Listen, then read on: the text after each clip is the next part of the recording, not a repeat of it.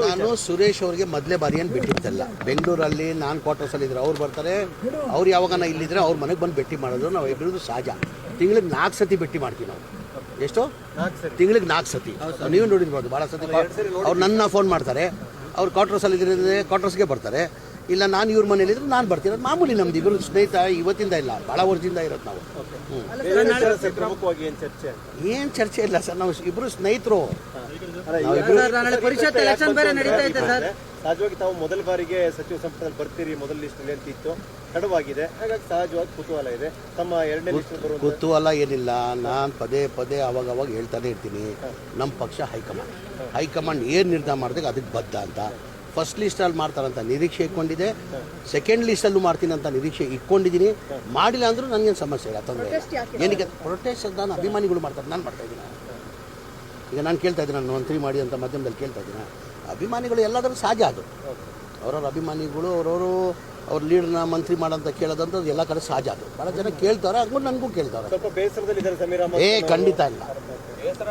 ಖಂಡಿತ ಇಲ್ಲ, ಏನೇನು ಇಲ್ಲ. ನನ್ನ ಮುಖದ ಮೇಲೆ ಕಾಣ್ತಾ ಇದೆಯಾ ಬೇಸರ ಇದೆಯಾ ಅಂತ? ನನ್ನ ಮುಖದ ಮೇಲೆ ನಾನು ಕಾಣ್ತಾ ಇದೆಯಾ ಬೇಸರ ಇದೆಯಾ ಅಂತ? ಖಂಡಿತ ಏನೇನು ಇಲ್ಲ. ಅಡ್ಡ ಮತದಾನದ ಆತಂಕ ಕೂಡ ಇದೆ ಅನ್ನುವಂಥದ್ದು ಐದೇ ಅಭ್ಯರ್ಥಿಗೆ ಇಲ್ಲ, ಆ ಥರ ಏನಿಲ್ಲ. ನಾವು ನೆನ್ನೆ CLP ಮೀಟಿಂಗು ನಾನು ಹೋಗಿದೆ. 140 ಜನ ನಾವು ಒಗ್ಗಟ್ಟಾಗಿದ್ದೀವಿ.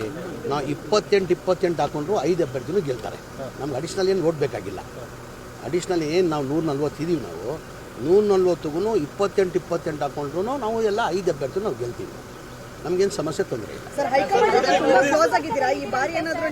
ಯಾರು ಹೇಳಿದ್ರು ನಿಮಗೆ ಹೈಕಮಾಂಡ್ ಅಲ್ಲಿ ಕ್ಲೋಸ್ ಇದೆ ಅಂತ? ಎಲ್ಲಿ? ನಾನು ಕೇರಳ ಚುನಾವಣೆಗೂ ಹೋಗಿದೆ, ತೆಲಂಗಾಣ ಚುನಾವಣೆಗೂ ಹೋಗಿದೆ. ಪಕ್ಷ ನನ್ಗೆ ಏನೇನು ಜವಾಬ್ದಾರಿ ಕೊಟ್ಟಿದೆ ಆ ಜವಾಬ್ದಾರಿನ ನಾನು ನಿಭಾಯಿಸ್ಕೊಂಡು ಬಂದಿದ್ದೀನಿ. ಮುಂದೇನು ಪಕ್ಷ ಏನು ಜವಾಬ್ದಾರಿ ಕೊಡ್ತಾರೆ ಅದು ನಿಭಾಯಿಸ್ತೀನಿ. ಅಗತ್ಯನೇ ಇಲ್ಲಲ್ಲ ನಮಗೆ. ನಾವು ಹೇಳ್ದಿಲ್ಲ 28 ಹಾಕೊಂಡ್ರು ನಾವು 5 ಜನನು ನಾವು ಗೆಲ್ತೀವಿ. ಬೇಕಾಗಿಲ್ಲ, 28 ಇದ್ರೆ ಸಾಕು. ಟೌನ್ಶಿಪ್ ವಿಚಾರದಲ್ಲಿ ಸಾಕಷ್ಟು ಜಟಾಪಟಿ ನಡೆದಿದೆ. ಕುಮಾರಸ್ವಾಮಿ ಅವರು ಸರ್ಕಾರದ ವಿರುದ್ಧ ಈಗ ಟೌನ್ಶಿಪ್ ಮಾಡಬೇಕಂತ ಶುರು ಮಾಡಿದೆ, ಚಾಲನೆ ಕೊಟ್ಟಿದ್ದೆ ಕುಮಾರಸ್ವಾಮಿ ಅವರು. ತಮಗೆಲ್ಲ ಗೊತ್ತಿದೆ. 2006ರಲ್ಲಿ ಅವಾಗಲೂ ನಾನು ಮಂತ್ರಿ ಆಗಿದ್ದೆ. ಇದು ಚಾಲನೆ ಕೊಟ್ಟಿದ್ಯಾರು? ಕುಮಾರಸ್ವಾಮಿ ತಾನೆ. ಈ ಟೌನ್ಶಿಪ್ ಆಗ್ಬೇಕು ಬಿಡದಿಲ್ಲ ಅಂತ ಶುರು ಮಾಡಿದ್ದು ಚಾಲನೆ ಕೊಟ್ಟಿದ್ದೆ ಕುಮಾರಸ್ವಾಮಿ ಅವರು.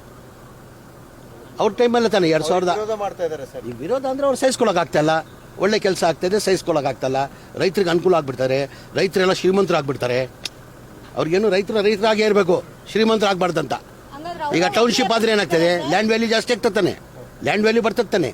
ಅವ್ರ ಲೆಕ್ಕಾಚಾರ ಏನಂದರೆ ರೈತರಾಗೇ ಇರಬೇಕು, ಬಡವರಾಗೇ ಇರಬೇಕು, ಅವ್ರು ಶ್ರೀಮಂತರಾಗಬಾರ್ದು.